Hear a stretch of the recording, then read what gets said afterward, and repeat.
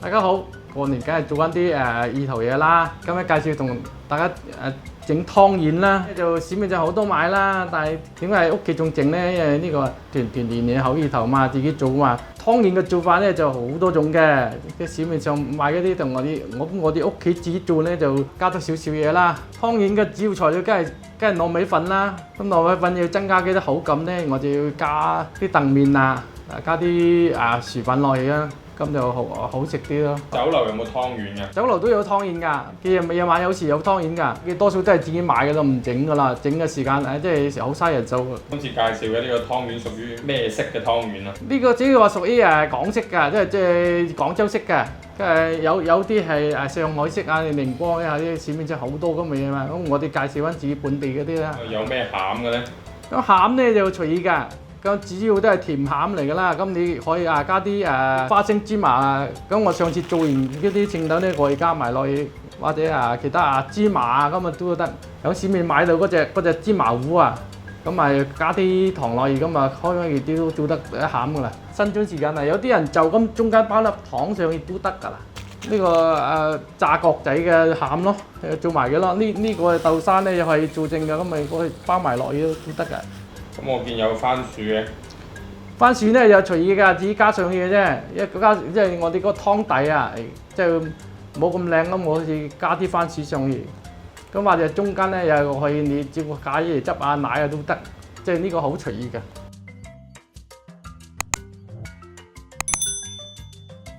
喺屋企包咧就好意頭啊、新春啊、團團圓圓啊嘛。咁你做好嗰隻湯圓咧就唔使一次過食晒嘅，可以擺喺急凍嗰度，就幾時用就幾時食。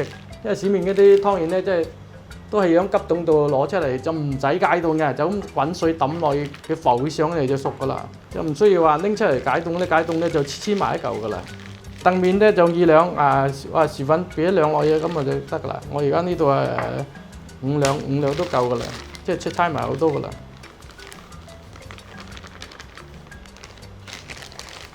即係隨意嘅啫，即係增加啲口感嘅啫嘛。其實你唔落都得㗎，就係糯米粉就咁都得㗎啦。不過糯米粉比較軟身，澄麵就硬身㗎嘛，而且係爽口㗎嘛。因為澄麵本身係麵粉嚟㗎嘛，唔同啊。呢隻咧就係植物粉唔同㗎嘛。加1兩落去咁啊就得㗎。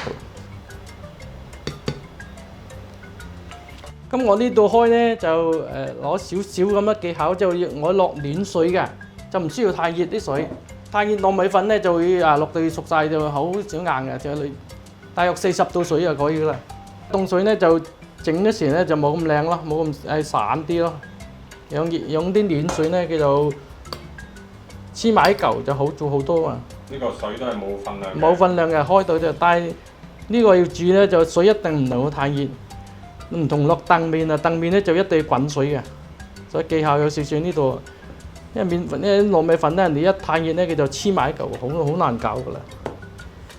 只能夠少少溫度，即係40度咁上下已經搞掂啦。而家開始都開始黐埋啦嘛。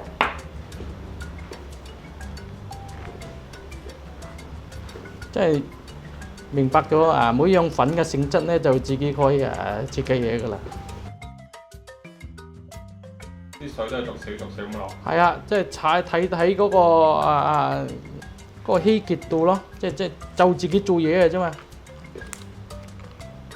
你就咁用凍水開都得㗎，但係你就做嗰時就散咯，嗰度粉咯。而且不停開咧就好容易上嗱。而家我一豆多咗咧，佢就上身啦，又要加翻啲乾粉上去㗎啦。因為佢每次嘅分量都唔同，所以你用斤兩咧就好難搞嘅，靠經驗嘅呢啲，加翻少少咁多粉落去。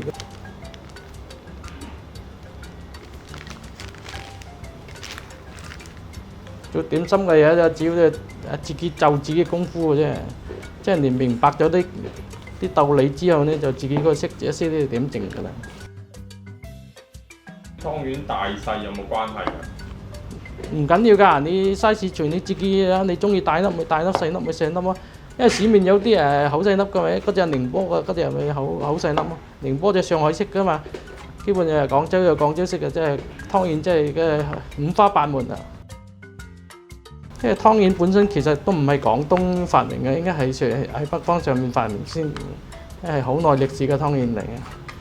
其中有首叫賣湯圓嘅歌，已經係台灣嘅，咁即係證明咧歷史係好長時間嘅啦。咁比較好嘅傳統嘅食品嘅點心咧，就梗係你一滴咁流傳落去㗎啦。咁啊，而家搓好嚿粉咧就包。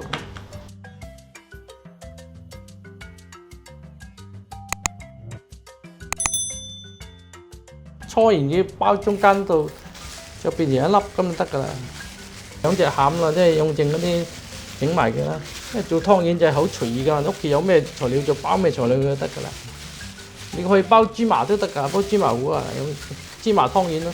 複雜少少咧就自己買芝麻翻嚟炒香再打碎。咁基本上冇人咁做㗎啦，因為太多工啦，自己都係喺市面又買啲現成嘅翻嚟嘅。有芝麻餡賣㗎，芝麻湯圓淨係嗰啲餡啊，嗰隻叫擂沙餡，嗰啲豬油啊，仲要加豬油落去，嗰隻係擂沙餡喎。咁就搞埋啲嚿，咁就做啲餡就得。因為嗰啲餡咧，我哋以前都做過嘅，但係即係因為以前點心師傅咧就係好多㗎，每間酒樓咧都20幾個點心師傅㗎，而家就冇啦。呢啲老細為咗慳成本啊，越縮越少，最多一間大型嘅咧都係俾10個8個人俾你嘅，咁所以嘅工序咪越嚟越慳咯。咁全部都由工場做埋嚟咯，咁啊老細咪慳好多人手咯。啲味道就冇咁好啦，味道差啲，搞到而家新入行嗰啲就好多人都唔識，因為佢淨係識做生意噶嘛。人哋全部工場做埋晒啲嘢嚟，咁咪淨係識做嚟賣嘅啫。咁所以話做點心師傅咧有級數有分啊。以前留一批咧就係乜都要自己做自己識啊嘛。淨係腸粉咧，而家都全部將用尖啊，以前自己磨，用個磨啊。係磨腸粉、磨米、浸米嚟磨，就算豆腐花咧都係自己磨。而家乜都係成品工場加埋嚟嘅，做大粒少少。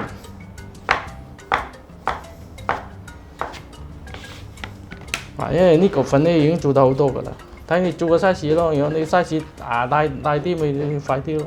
如果你屋企自己做咧因為可以多啲時間咧買做細啲，做 size 咁啊。新春時間有多時間咧，就可以整細啲。再大啲都得㗎嗬。可以再大啲都可以。大到成個煎堆咁得唔得啊？即係一般湯圓都係咁，已經最大㗎啦，差唔多。你太大粒咧，你係滾嘅時候就好難滾啊嘛。如果整一粒咧，成個碗咁大得唔得㗎？冇人咁整啊，因為好難熟，你要滾㗎嘛。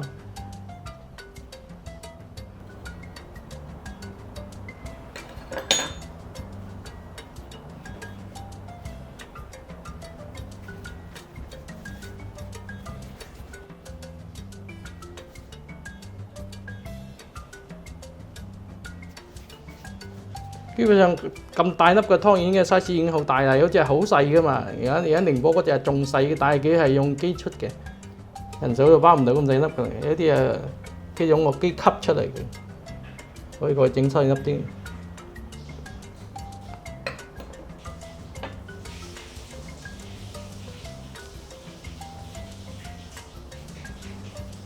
要搓埋嘅就得㗎啦，唔好俾佢散啦，直，因為佢一見水一灼咧，佢就嗰啲粉咧就黐埋㗎啦嘛。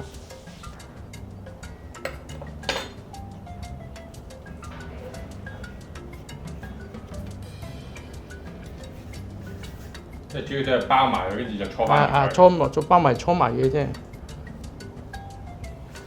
因為嗰啲餡散啊都要即係做嘅時候都要嘥啲心機嘅。同埋做嘅時候咧就係靠啲經驗啦，靠啲即係所謂叫功底啦。你做得時間短咧，佢就係做嚟做去做唔埋，個點心就係咁噶啦。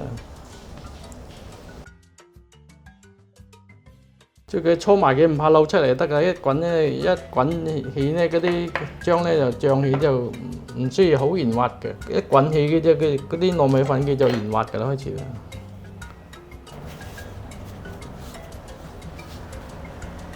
基本上揸埋佢都得㗎啦。即係用紙棍壓平佢都得。咁咪揸自己口做啲咯。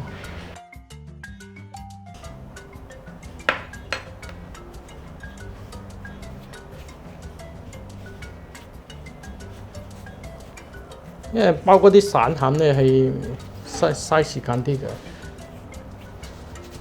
咁我做咗呢嚿就快好多啦。如果擂沙餡咧又係容易好多喎，擂沙餡咧就係因為有芝麻一嚿啊，芝麻一嚿啊，咁就用支羹忽上去就得㗎啦。因為啲特別最麻煩就係啲散餡啊。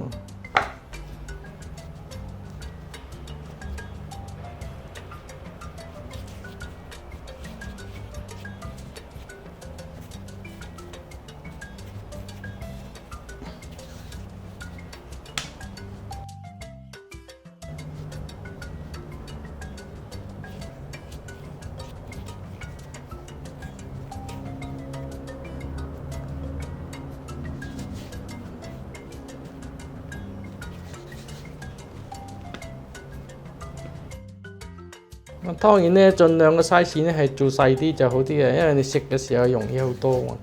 但細就嘥工咯，嘥好多時間咯。應該比呢啲就仲細粒少少，咁就 OK 啦。大嚿容易啃親啊！大嚿咧就即係食就好食，但係做就時間長啦。湯圓其實都可以整好多顏色。用番薯嚟猜餡咧，叫做黃色，或者用其他嘢。總之又有啲顏色嗰度噶嘛，就可以搞啲五顏六色咁好睇噶啦。如果你用蔬菜咧，或者中間又加少少吉士粉落去咧，佢又會變黃色噶啦，咁好睇噶啦。五顏六色搞到咯，就唔好用色素咯，而家全部用天然產品咯。咁菠菜咪綠色咯？可以菠菜可以噶，但係菠菜咧叫做同甜度唔啱啦，因為甜咧菠菜咧唔係好夾噶嘛。菠菜要鹹先有即係夾到噶嘛。紅菜頭啦。紅菜頭就可以啦。紅菜頭因為佢本身係甜甜地嘅嘛，就同啲甜鹹去夾。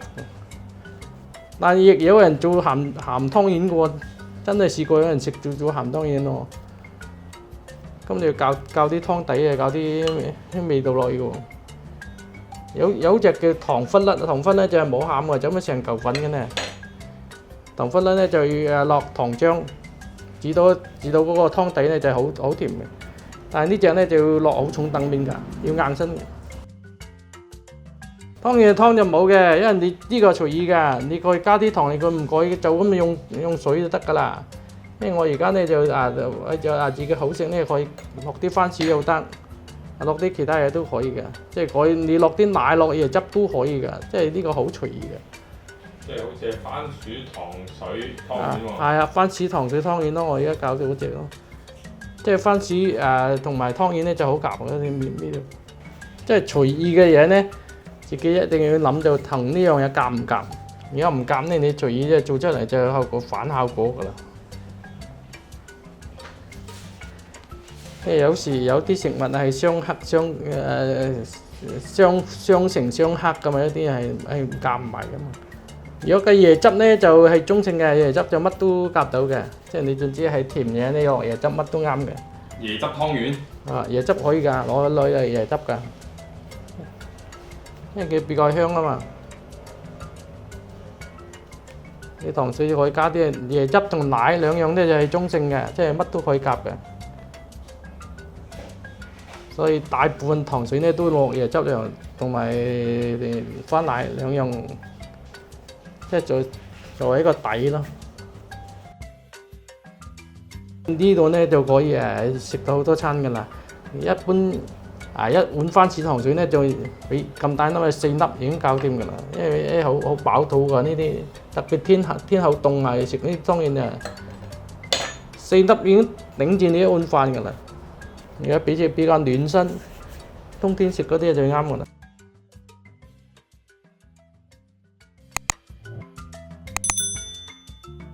而家開始滾啦，我落咗啲糖水咧，就落啲薑片落去，就貪佢香香地啦。呢個冇所謂嘅，呢個隨意嘅啫。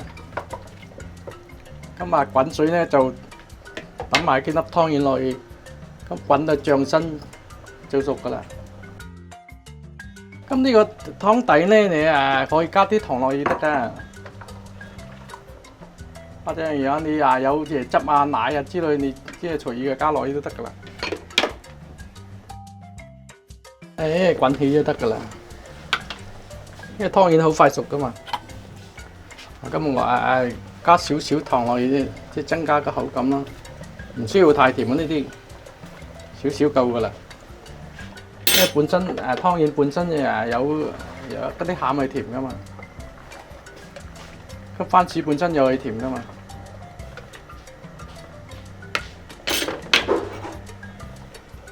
咁攞啲口感啦，因為完全冇糖咧，又唔好食。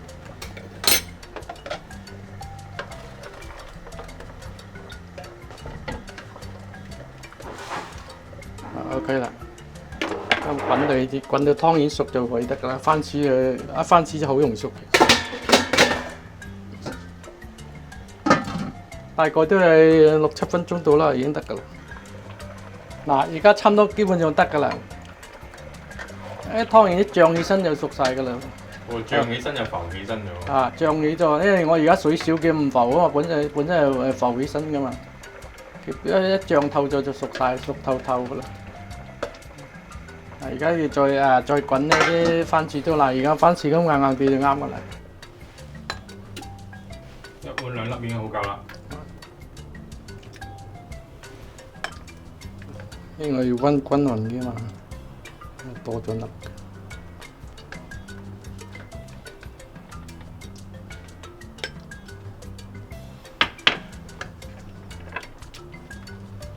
剩翻呢碗就番薯糖水。